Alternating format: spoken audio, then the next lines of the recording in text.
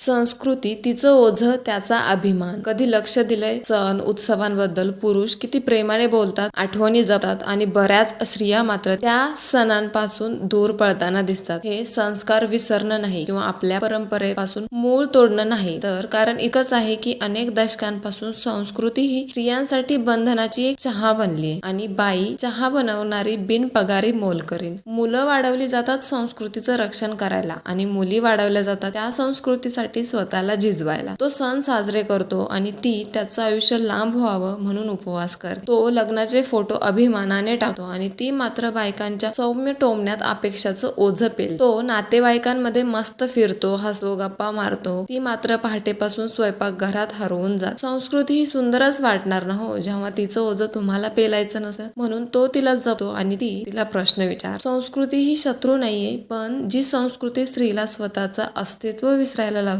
ती मात्र नक्कीच बदलायला हवी. म्हणून जेव्हा एखादी स्त्री म्हणते माझं या परंपरांमध्ये मन लागत नाही, तेव्हा तिला बिनसंस्कारी म्हणण्याऐवजी फक्त एवढंच विचारा, तिला कोणता अनुभव एवढा जखमी वाटला की तिला तो पुढच्या पिढीलाही द्यायला नको आहे. खरं सांगायचं तर संस्कृतीचं मुळात काही चुकतच नाही, पण ती जर फक्त पुरुषांसाठी सौंदर्य आणि स्त्रियांसाठी बंधन बनून राहिली तर ती एक साखरेत माखलेली साखळीच ठरते ना हो.